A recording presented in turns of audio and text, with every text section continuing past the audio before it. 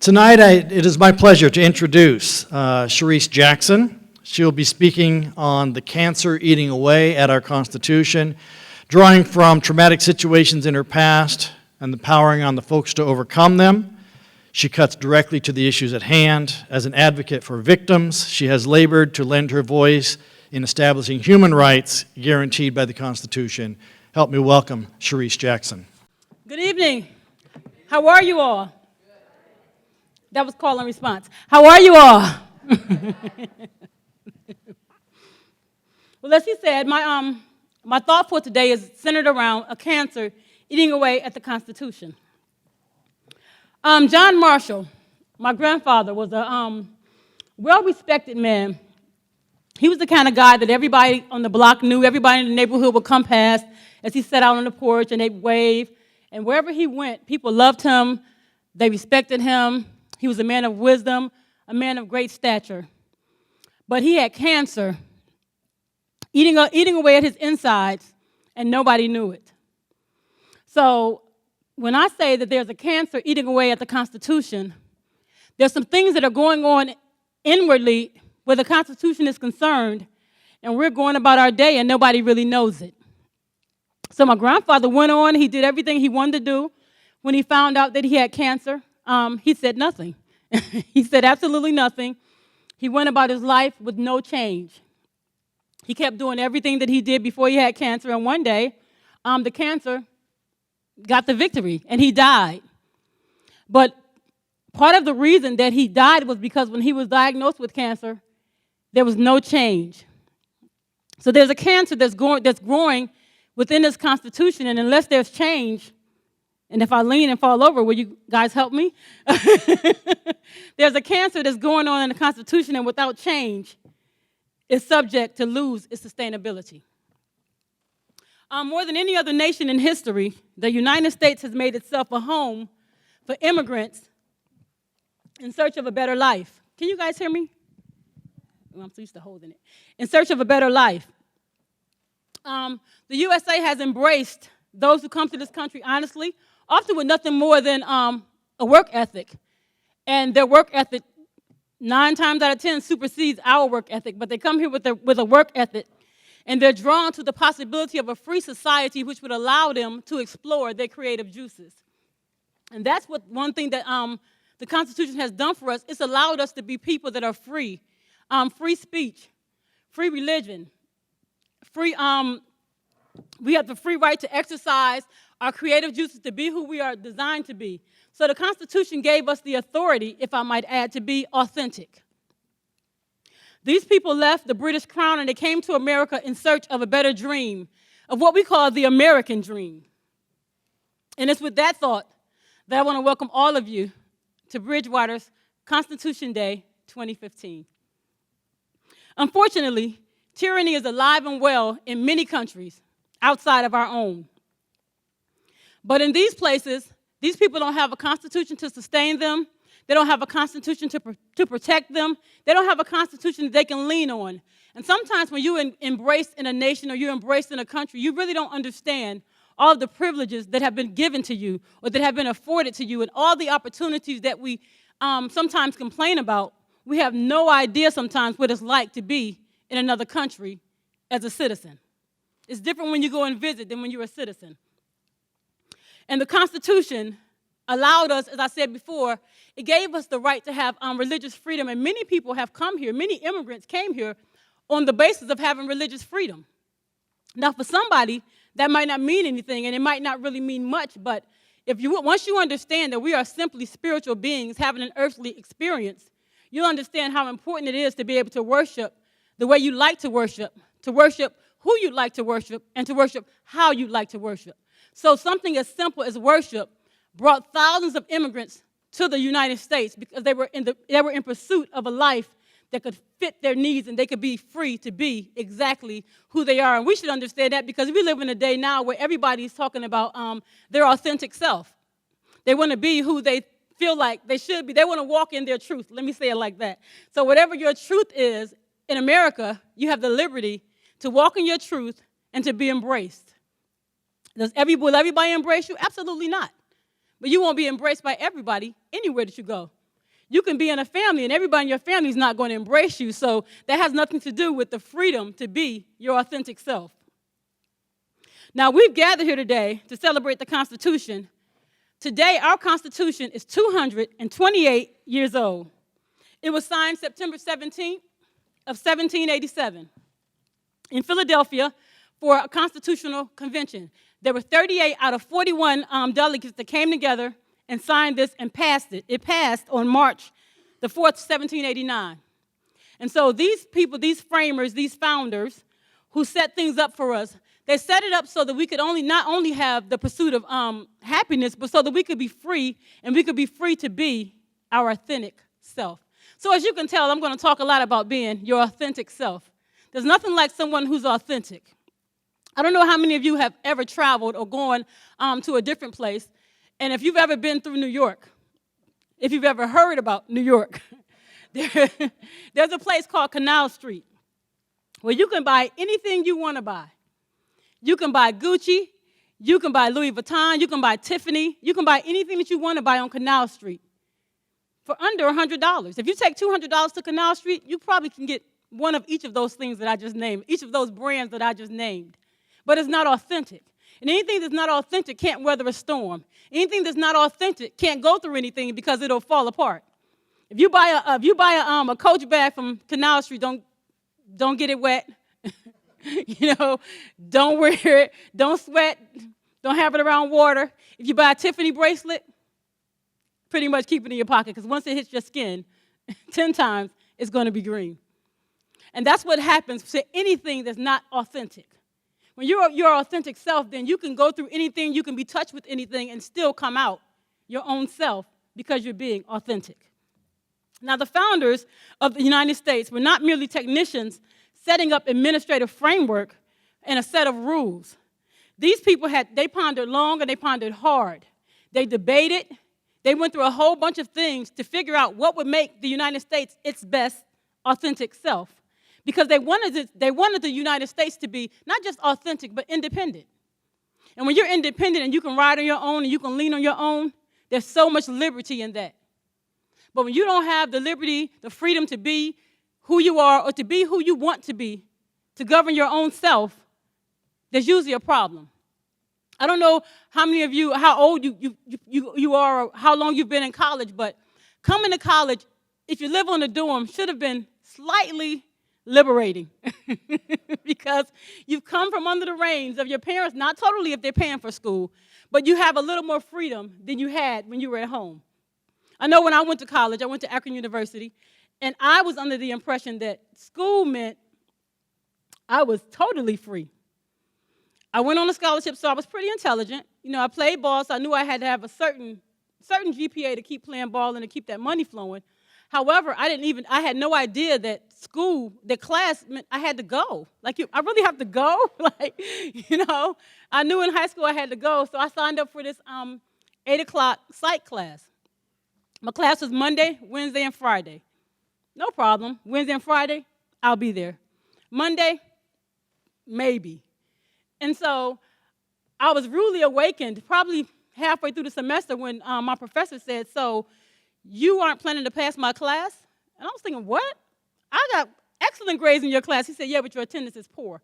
And it was at that point that I realized, so if I don't come to class, I don't pass.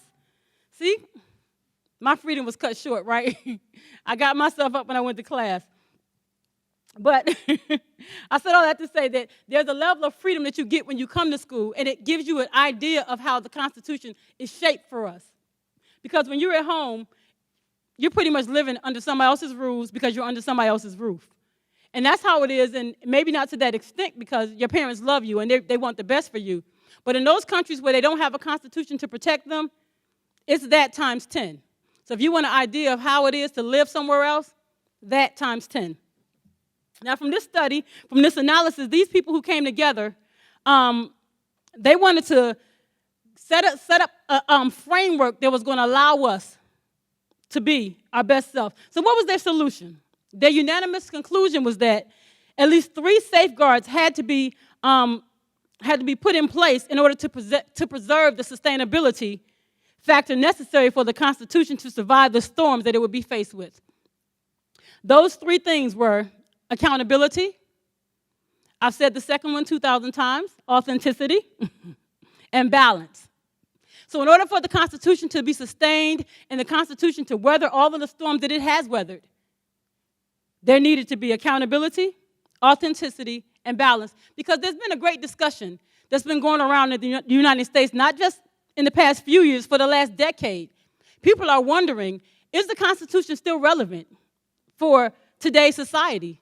Does the Constitution still apply to our lives today? Or was the Constitution that just was something that was for back in the day? Or is it relevant for today's society? Because today, there are a lot of things that are going on that make people wonder, where is this Constitution to protect me?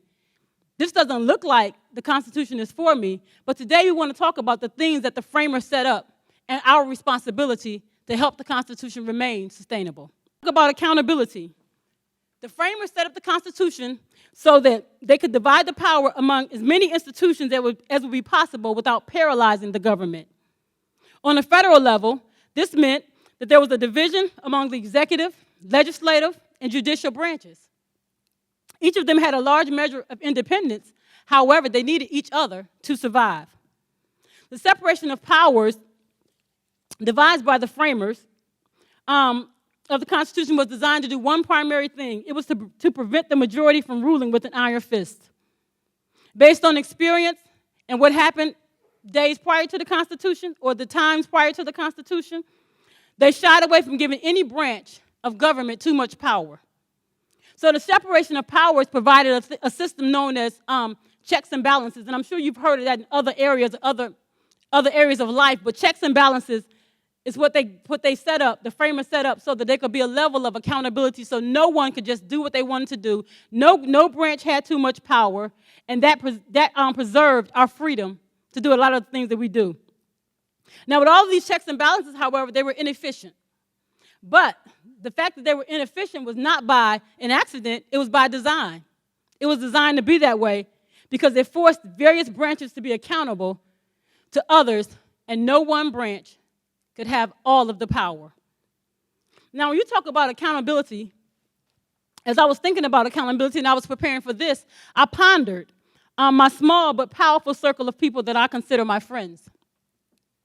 Now, in Latin, the word friend is alter ipposemicus. I know that sounds wild, but what it means is, what friend means in Latin is another self. So when you say that's my friend, you're saying that's me. Back in the day, they said, and they probably still say it, birds of a feather flock together. So if I want to know what you're like, you can tell me all day long. I can look at your friends and tell exactly what you like, what you are like. And that's what we need to understand, even as people trying to grow up in this world and trying to sustain our own visions, is that a friend, the person that's connected to you that you consider your friend, is another you. My friend can go anywhere for me, can speak anywhere for me because they represent me. And that's a part of accountability. Now, not only did I notice, all of the fun times that we have, all of the good times that we have, all of the laughs. Anybody that knows me knows I love to laugh. But outside of that, with my friends, there's a certain level of accountability that helps sustain my vision. It helps sustain my purpose in life. It helps sustain where I say I want to go and the things that I say I want to do. So as you begin to go through life, and this is the perfect time for you to start surveying the people that are around you, the people that you call friend. You can't just say, oh, that's just my friend, that's my girl, that's just my boy, just because. You need to figure out why you call this person a friend. And that goes along with accountability. Somebody has to be able to hold you to your word and make you do it. If your friends can't hold you to your word, maybe you need to switch up a little bit. And I'm not saying you shouldn't have any friends, because we do need friends. Our life is based on relationships. However, you need friends that are going to hold you to a certain level of accountability. Accountability partners can be the key to you fulfilling your dreams and fulfilling your goals. So make sure as you progress through life that you qualify those people that you call your friends. Trust me, when they were doing the Constitution, they qualified everything that was going on. They qualified every framer or every founding father was qualified to do that. Now, because they don't qualify to be in your circle, Don't get it twisted. It doesn't mean they're not a quality person. A person can be a quality person and not be qualified to be in your circle. And so this is the perfect age to differentiate who the people are in your world. Now, I said there were 3 things. Accountability. What was the second thing? I'm like looking at all these people in this room. Authenticity. So the framers of the Constitution, what they needed to do was they needed to limit the government, leaving the maximum amount of freedom in the hands of individuals. So the Constitution was designed, instead of the government controlling everything that everybody did, everything that everyone said, every intricate part of people's lives, the Constitution was designed so that you controlled your own life. It gave you the liberty and the freedom to be authentic.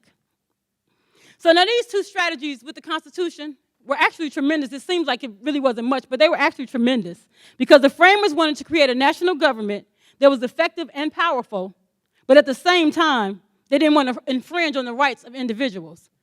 So they wanted the government to rule, or to reign, should I say, but they wanted the citizens that lived in that country to be able to decide what worked best for them, what worked best for their family, what worked best for their livelihood.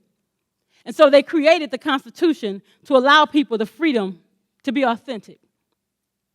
One of the rarest things that you can find nowadays is authentic people. In our world, especially with the onset of social media, it's hard to find someone that's authentic. The people that you see on Instagram, people you see on Facebook, Snapchat, you really aren't seeing those people. You're seeing their representatives. So everybody's living a good life.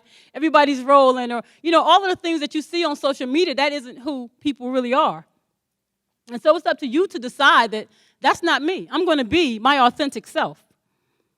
Someone who's authentic is in tune to who they are, who they want to be, what works well for their lives, and they're really fervent about that. And so when you talk about being authentic, you talk about being someone who's innovative. And when you're someone who's innovative, somebody who does something different, it's not the most fun, it's not the most comfortable, but it definitely gives the most dividends. So what you want to be is somebody that's authentic. You want to be somebody that has major influence in the world. And it's something that we often talk about, and it's something that many people dream about, even if they don't talk about it. Nobody comes here to earth and just says, I'm just going to be average. I was born to be a homeless person. I was born to be nothing. Nobody pays for tuition, college tuition, and goes through what they go through to be nothing. So even if you haven't voiced it, there's something inside of you. There's something in your DNA that's great. And what you have to do is you have to go through the process of finding out exactly what it is that you feel called to do and work your butt off to get there. It's really that simple. And that's a part of just being authentic. If you're going to be authentic, you're going to be who you are regardless of what someone else says.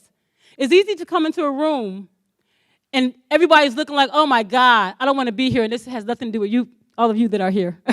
But somebody comes into a room and says, oh, I don't even want to be there. And they look all crazy and look upset like they don't want to be in a room. When you came to the room, you really wanted to be there. And then you succumb to peer pressure and look like, well, I don't really want to be here either. Because you want to fit in the crowd, that's not being authentic. So somebody who's authentic will come in and say, it doesn't matter what these people think. I want to be here. I'm here for a reason. I'm here to learn. I'm here to impact. I'm here to empower. And so you come in and you get what you need, and that's being authentic.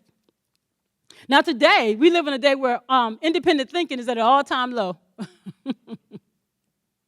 It's sad to say I'm laughing, but it's not funny. It's really not funny. It's at an all-time low because people live their life by committee. And if the framers of the Constitution had lived their life by committee, we wouldn't be here today. Now, when I say you live your life by committee, if you're someone who's on social media saying, what should I wear today? You know what? I took a picture of myself. Does this look nice today? Where should I go today? Well, you know what? I was thinking that I wanted to paint my room blue, but then I like green. What do you guys say? That's not an independent thought. And it's something as simple as that. So, it's 10 o'clock. Where's everybody going tonight? That's not an independent thought. An independent thought says, this is what I want to do today, and this is what I'm going to do. And everything that you decide to do when you're authentic, it's all working towards your vision, towards a greater goal. So when the framers got together to create the Constitution, they had a goal in mind. That doesn't mean there wasn't conflict, And in our lives, sometimes when we get faced with conflict, when we're challenged with conflict, we tend to go the other way. Conflict doesn't mean that it's the end of a relationship, and I don't mean boyfriend, girlfriend, I mean relationship, period. Conflict doesn't mean that. And so when they gathered together and they were debating, they were trying to create a framework for the United States, not just for them, but for their offspring, for us today. Over 200 years ago, they were looking at how life was going to be for us today. And that's the same frame of mind that we need to have. What's going to happen for the generation behind us? Because when we're young, we look towards destiny.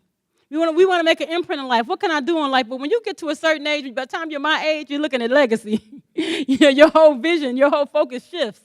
And you need to leave a legacy in the earth. And that's what we need to start thinking about now. While we're in school and you're trying to decide what you're going to be, if you picked a major that doesn't work for you, switch now. Don't go through 4 years of school and then get out of college and say, you know what?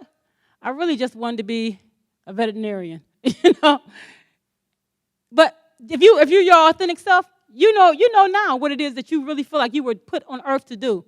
And if you feel like you were put on earth to do something and somebody else doesn't feel like that's their goal, that's okay. It's a part of being authentic.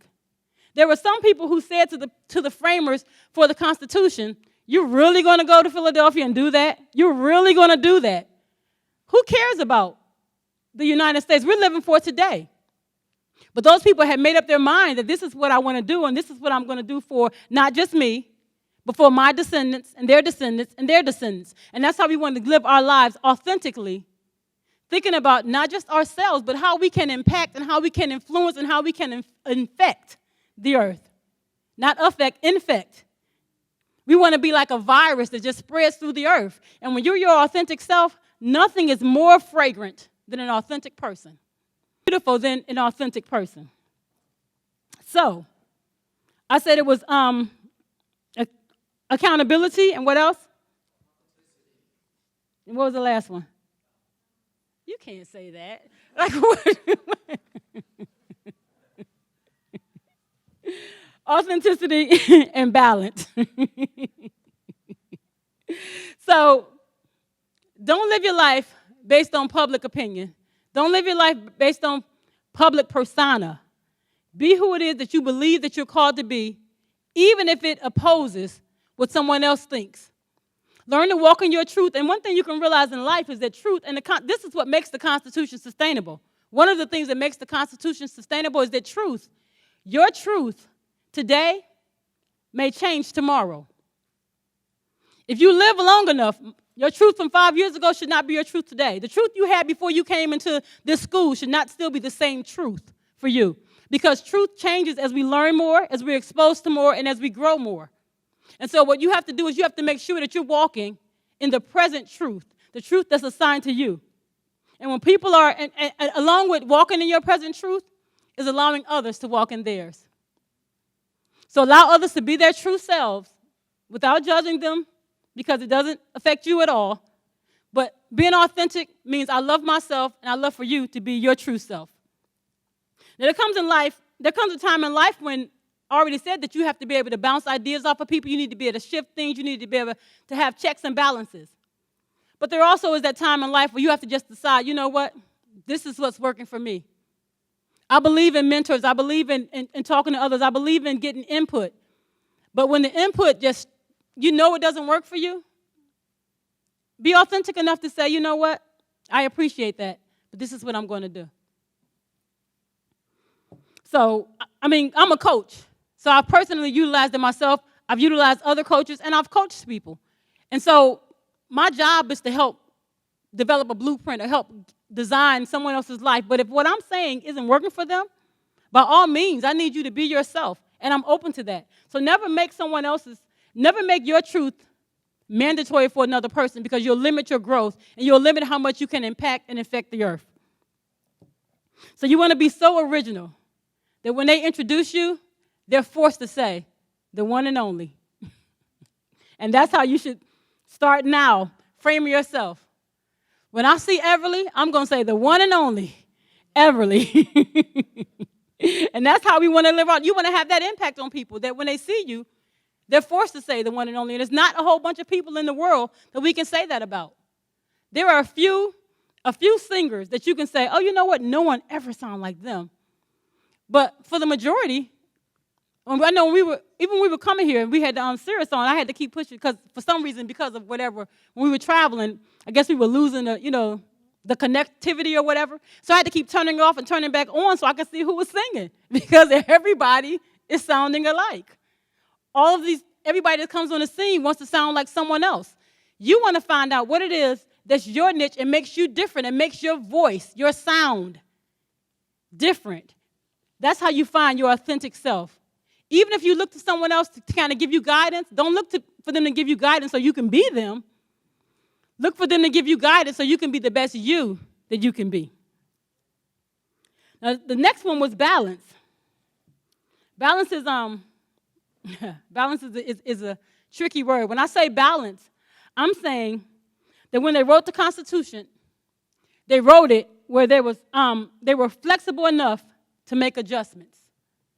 So what helps the Constitution be sustainable? The fact that it's flexible enough to make adjustments. Because as I just said, your truth changes from time to time. What you think today, if I see you 5 years from now and you tell me the same exact thing, I'm going to think there's a slow gene somewhere. Because you should be growing. You should be growing. You should be searching out things, and you should be advancing every day. Every day you should try to do something that's going to help push you closer to your goal in life. Every day. Especially with this generation, you have something that we didn't have. It was much harder for us. If you asked me a question, I couldn't Google. There was no Google. There was no internet. There was none of that stuff. I had to take my happy self to the library and find some encyclopedias. And so you don't have that. So there's no limit to what you can be. There's no limit to what can help you be your best self. There's a YouTube video for everything. Something as simple as when I decided to lock my hair. And I know that might sound strange to some people, but when I decided to lock my hair, when I moved to Virginia Beach, I wanted to be able to go to the beach without having to worry about tomorrow, without having to worry about a flat iron and all of those things that I'm not the best at. So when I decided to lock my hair, I knew that I needed to know how to work it. It was different. And so I YouTubed it. I YouTubed everything. How to wash it, how to retwist it, how to lock it, how to do all those things. The first time I went and got my hair done so they could shape it and make it the way it should be because I couldn't start it out. But from that point on, I knew exactly what to do. Why? Because YouTube. YouTube University is free. So whatever it is that you need to know, whatever exceeds what your educators have asked you to do, go that extra mile so that you're that much above your competition. Because as you're being created, as you were being formed, and as you now study to be whatever it is you want to be or to be whoever you want to be, there's somebody right next to you that's studying to be that same person. So you have to make sure that you utilize all your resources and go beyond the average, because if you just stay with the status quo, you'll be swallowed up. Mediocre is the quickest path to being non-existent. Doesn't mean you'll die, but it means no one will know your name. Everybody wants to go where somebody knows their name every now and then. So when you talk about balance, there were over 11,000 proposals to amend the Constitution since its inception. Collectively, members of the House and Senate typically propose around 200 amendments through their 2-year term of Congress. Most of them, however, don't get out of the drawing board. They want to do these things, but because the Constitution was set up, it's set up to be balanced, it's set up with balance, and it's set up to be flexible. It's set up so you can make adjustments. However, adjustments can't be made as easily as you'd like them to be, because you have to be willing to go through the process of getting it done. So only a fraction of those that do receive enough support to win congressional approval to actually go through the constitutional ratification process, only a few of them really make it. Why? Because the framers of the Constitution recognized the difference between regular legislation and constitutional matters, and they intended that it be difficult to make changes.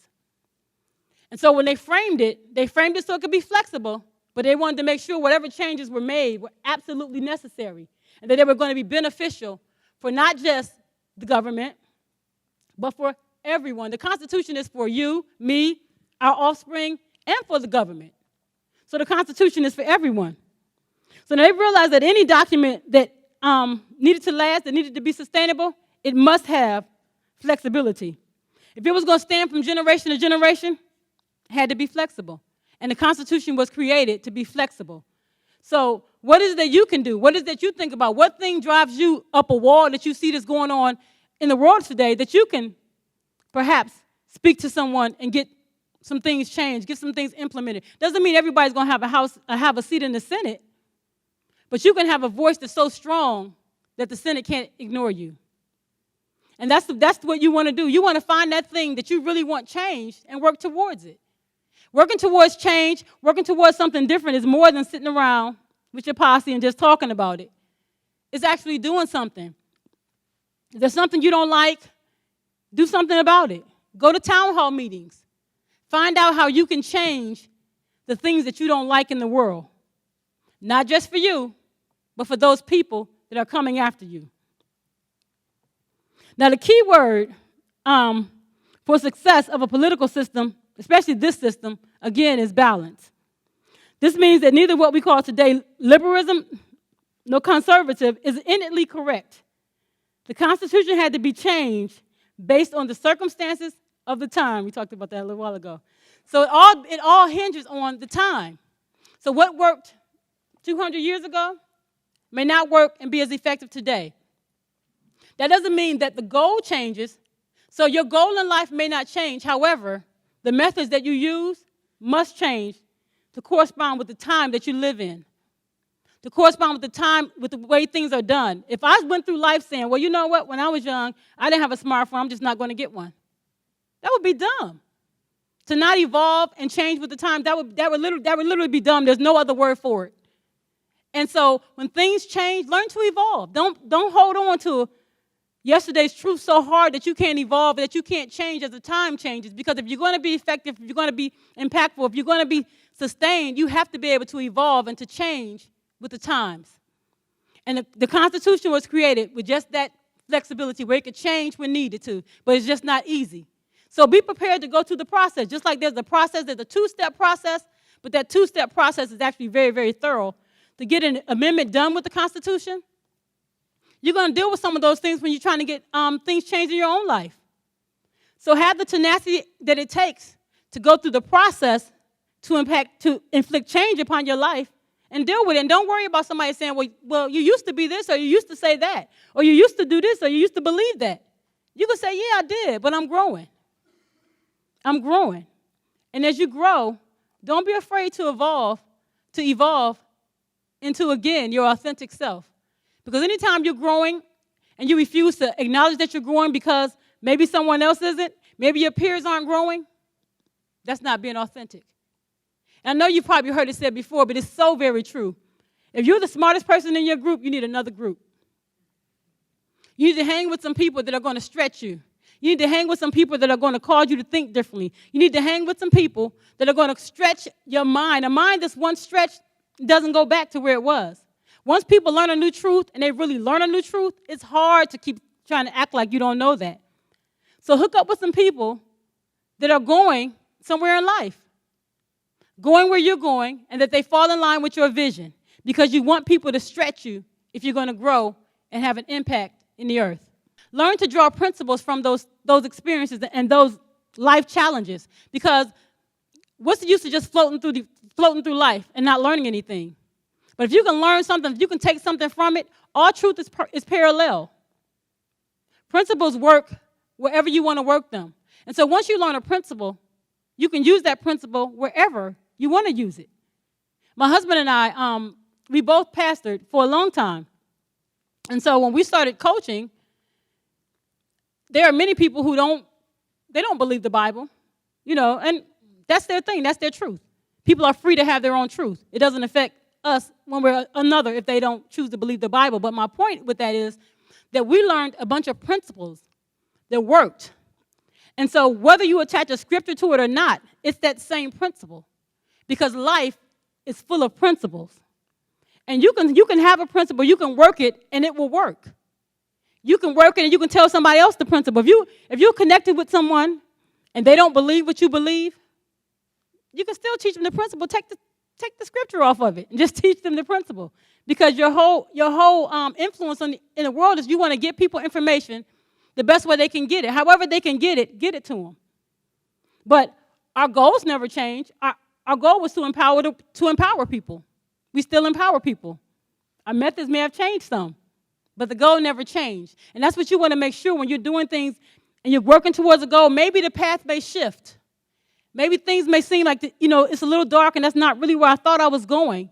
Don't be afraid to try new territory. Don't be afraid to do new things. Because once you have the principle, you can work that principle wherever you choose to work it. So when you go through things, again, you don't alter your purpose, but your methods are going to have to change.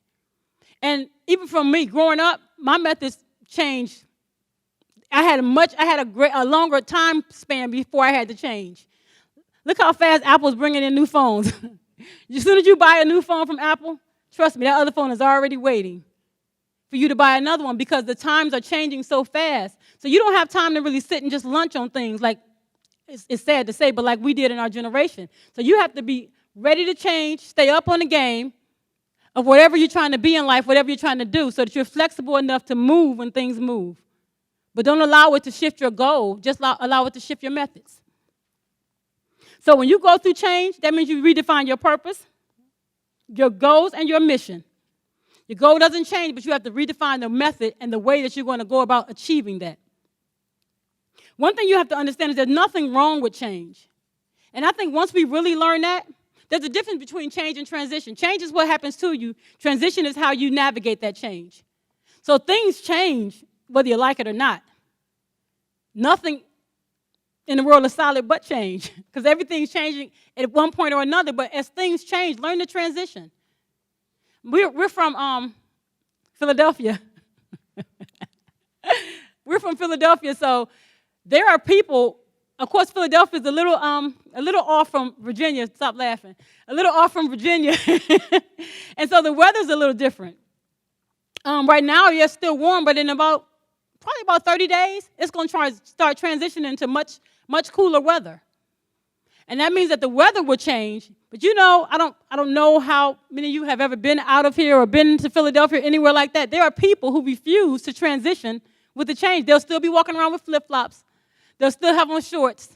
And when it gets warm in Philadelphia, they still have on Timberlands, and they still have on Ugg boots because they refuse to transition with the time. And although that's truth. I was going to say, although that sounds funny, it does, but it's really truth. It's a lot of people that are like that. And again, I said our truth is parallel. So just like people do that on the natural, that's what we do with our lives sometimes. Things change, and we refuse to change with them. People change, and we just don't allow them to. So don't be afraid to change, to transition with the change as the change has been given to you, because change is something that you can't control. But how you navigate it, you have absolute control over that. Control what you can, and what you can't, learn to navigate it.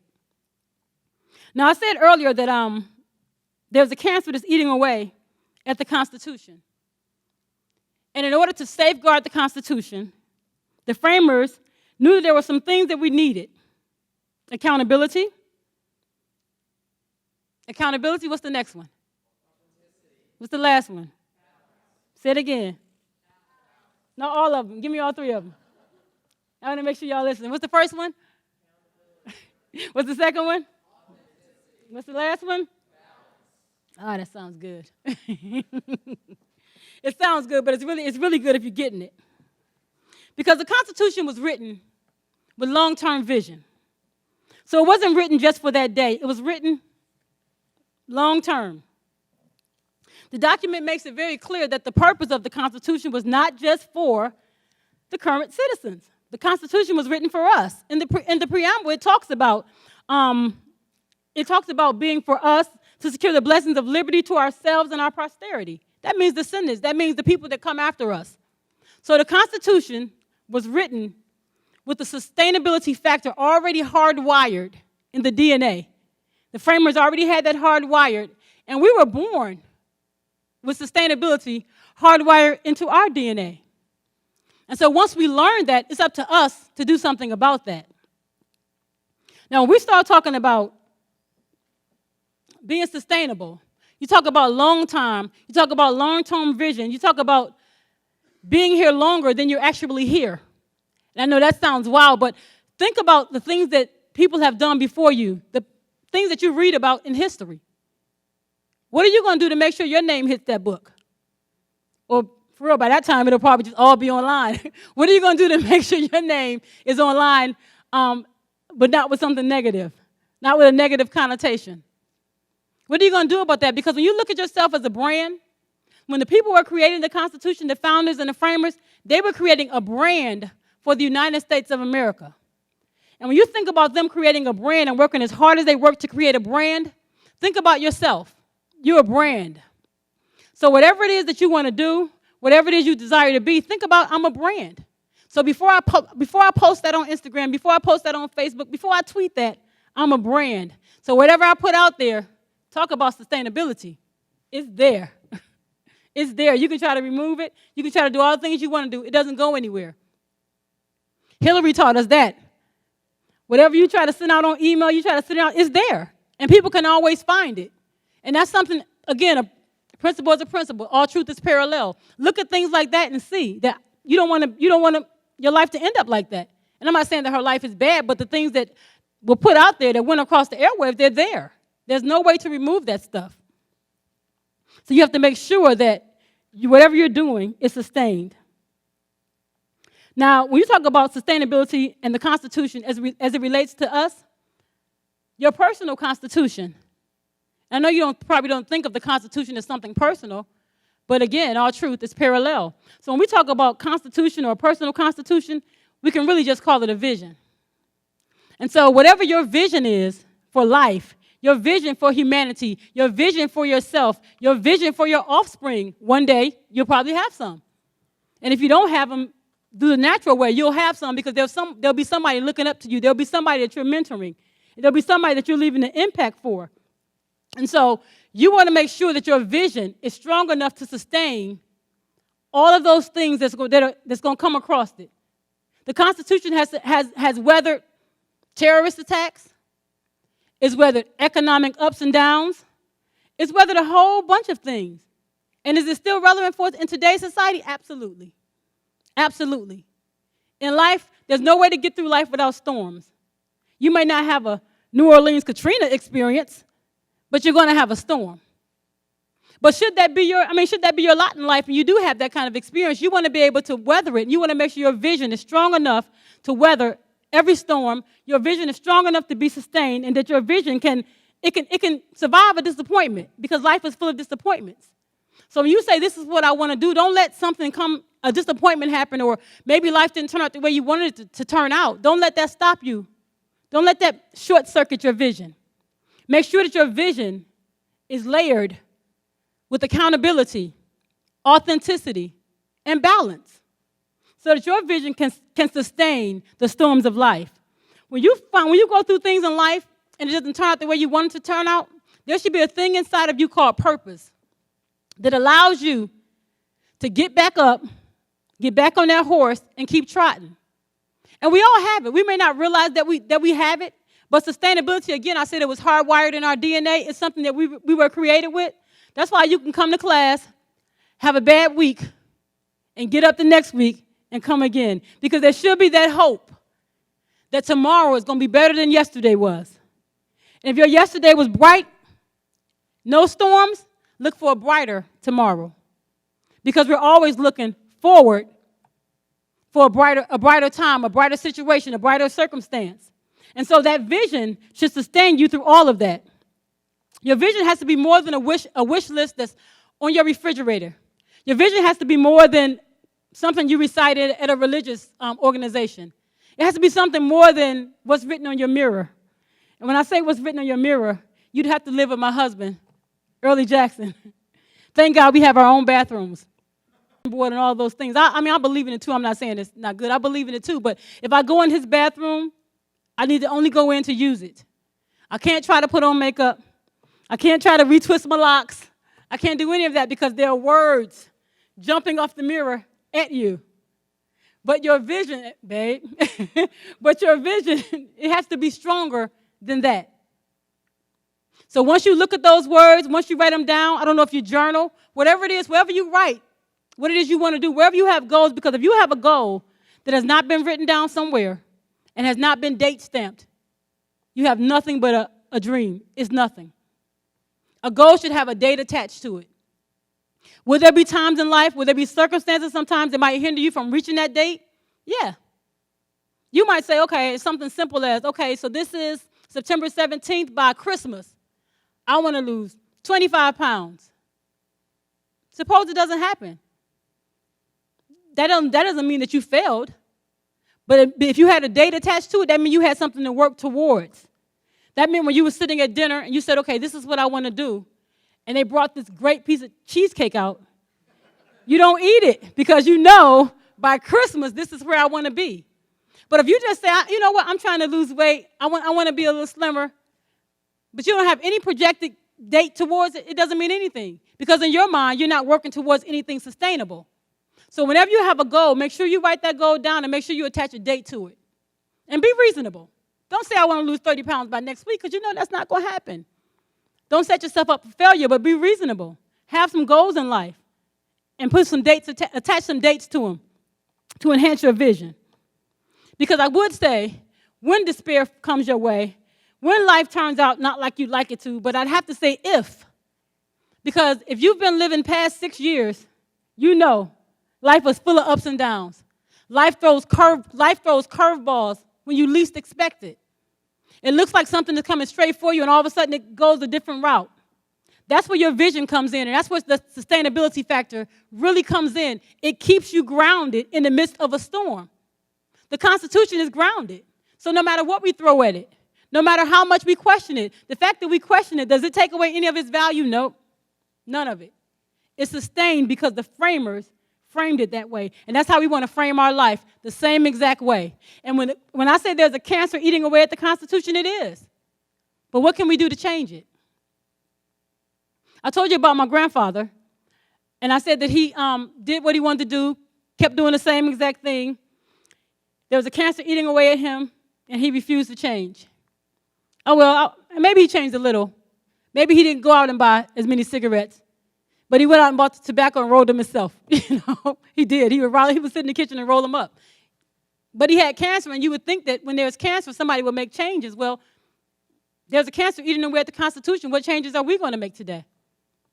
Now, I told you about him, but my grandmother, at the same time, she was dealing with cancer. Several bouts of cancer, but she went through the treatments. She had rounds and rounds of chemo. I mean, rounds and rounds. Like, she went through a lot of different things with it. But when she was diagnosed with cancer, she didn't just say, you know what? It is what it is. I'm going to die someday. We're all going to die someday. But she didn't want her death to be that day. And the reality of it is, even though my grandfather kept doing what he was doing, he pretty much died that day. We just didn't see it. And so my grandmother went through all of the treatments that she had to go through. She did everything she needed to do. And my grandmother's still here. She's in Ohio, and this was years ago. She's in Ohio somewhere harassing a caretaker right now, I can guarantee you. That's what she's doing. But there was a cancer that was eating away at her, and she made changes. There's a cancer eating away at the Constitution. What are we going to do about it? Are we just going to coast through life and say, well, at some point it's just going to die? At some point it won't be relevant. Or are we going to take the reins of what we see has failed us as a people, what we see has failed us as a nation, and do something about it? Growing up, I'm from Philly, but growing up in Ohio, see, I include all mine. All my truth I included. Growing up in Ohio, I remember sitting around on Saturday mornings watching Schoolhouse Rock. Because, again, there was no internet, none of those things. And if I watched Schoolhouse Rock, my whole house watched Schoolhouse Rock. There were no TVs in all of the different rooms. If I want to watch, if my husband wants to watch the game, he can go in another room and watch the game. I love information. I don't know if I'm as much of a history buff or any of those things as my husband. I'm more of a sitcom girl, so when he wants to watch the things that he wants to watch, he can watch them in a different room. But growing up, it was none of that. We all sat and watched Schoolhouse Rock. We learned about I'm Just a Bill. We learned all of those songs, but they were just songs, and it was just music to us. The Constitution didn't mean really anything to me because I didn't see the pursuit of happiness. I didn't see freedom and liberty, around me, and I didn't see people in search of that. I saw people kind of aimlessly going through life. But because I didn't see it, and because I didn't really think that I felt the impact of the Constitution, it did not lessen the value of the Constitution. It didn't make the Constitution less relevant. So when you don't see what's happening with the Constitution or how it's working in your favor, it's still working. The fact that you can open your mouth and say, I don't see the Constitution working in my favor, trust me, it's working, because in some countries you wouldn't be able to say that. You wouldn't have the liberty to be who you are. You wouldn't have the liberty to voice your opinion because you wouldn't have one. And if you had one, you'd be the only one that knew you had one. Because once you voiced it, not only would you not have an opinion, you wouldn't have a life in a lot of countries because you wouldn't have that freedom. So yeah, there's a cancer that's eating away at the Constitution, but just as the nation is filled with many cancer survivors, my grandmother is one of them, the Constitution is still here. The Constitution is still relevant. The Constitution works for us today just like it worked yesterday. Were some amendments done? Were some adjustments done? Of course. Adjustments will continue to happen with the Constitution, but it does not slight the relevance of the Constitution. Just like I said when I was growing up, I didn't feel the effects of the Constitution, not that I was in touch with. I'm sure I had to have exercised some of those liberties. I exercised liberties that I didn't even have. I thought when I was 5 and 6 I had the freedom of speech. I didn't. I was at my parents' house. And so I probably still got a couple of marks, because I exercised the right that I didn't have. But as citizens of the United States, we have those rights. And so anything that you see that's not working, my job growing up, when I didn't feel like the Constitution impacted me or it infected me at all, was to see what I thought was missing and work towards making things better. And so my job today is to pass that baton to you. Those things that you don't see working, am I still working for a better tomorrow? Yes, I'm still working for a better tomorrow by being here speaking to you. Because my job is to empower and to impact. But when I pass the baton to you, it's up to you to decide what your calling is in life, what your niche is in life, what you're passionate about, and go do it. Go do it so that someone else, a few years from now, can be sitting in a room and you can be telling them how they can make the Constitution relevant for them. Because things might not get better initially, but the more we work towards them, they will. Looking at the current events today, looking at what's going on with law enforcement, looking at what's going on with our political hopefuls, looking at what's going on, it looks like, the Constitution is slowly dying away, but it isn't. It isn't. Never be moved by what you see. It's usually a smokescreen of something greater at work. And so take that baton and do what it is that you're called to do, and don't just walk with it, run with it, and be the best you that you can be. Is there a cancer eating away at the Constitution? Of course it is. Of course it is. However, the Constitution was made by the people, for the people, of the people, by the people, for the people. That means it was made for us. We needed the Constitution to build a framework of our nation. We needed the Constitution to celebrate September 17th. No, I'm just playing because you guys had to go to school today. But we needed the Constitution to prevent injustice and to maintain order. But more than anything, the Constitution was necessary to give Americans the freedom to believe in themselves, to stand up for themselves, to know ourselves, and to accept responsibility for ourselves. It aids our raison d'etre. Our raison d'etre is simply the most important reason for something or someone's existence. So the Constitution was made to aid that for us in the areas of accountability, authenticity, and balance. There's a cancer eating away at the Constitution. However, is the Constitution still relevant? And the people said, excellent. Thank you for your time and your attention.